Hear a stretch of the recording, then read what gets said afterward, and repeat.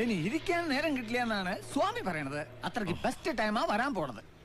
മാസപ്പടി കേസിൽ ഹൈക്കോടതി നോട്ടീസ് അയച്ചതോടെ വീണ വിജയനൊപ്പം മുഖ്യമന്ത്രി പിണറായി വിജയനും കേസിന്റെ പരിധിയിലേക്കെത്തും.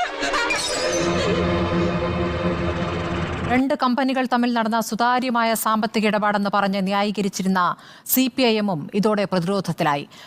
എനിക്കറിയാൻ പാടില്ല, ഞാൻ വരുന്ന വഴിക്കേണ്ടതാണ്, ഞാൻ പോണ്, ഇത് നിങ്ങളുടെ പ്രശ്നമാണ്. മാസപ്പടി കേസിൽ മകൾ വീണ വിജയനൊപ്പം മുഖ്യമന്ത്രിക്കും നോട്ടീസ് അയക്കാനാണ് ഹൈക്കോടതിയുടെ നിർദ്ദേശം.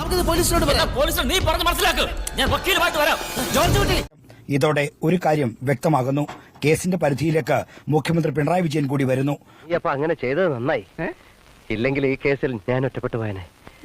വ്യക്തമാകുന്നു, കേസിന്റെ പരിധിയിലേക്ക് മുഖ്യമന്ത്രി പിണറായി വിജയൻ കൂടി വരുന്നു. മുഖ്യമന്ത്രിക്ക് കോടതി നിർദ്ദേശപ്രകാരം മറുപടി നൽകേണ്ടി വരും. വല്ലാത്ത തലവേദന, ഞാനൊന്ന് കിടക്കട്ടെ. ഞാനല്ല പാർട്ടി എന്ന് എല്ലാവർക്കും ബോധ്യം പോകണം. ഇയാളെന്താ ഒരുമാതിരി മുള്ള വെച്ച പോലെ വർത്താനം പറയുന്നത്? ഓരോരുത്തരും വിചാരിക്കുക ഞാനാണ് കമ്മ്യൂണിസ്റ്റ് പാർട്ടി, ഞാനില്ലാതെ പിന്നെ എന്ത് കമ്മ്യൂണിസ്റ്റ് പാർട്ടി എന്നൊക്കെ നമ്മൾ ഓരോരുത്തരും വിചാരിക്കുക.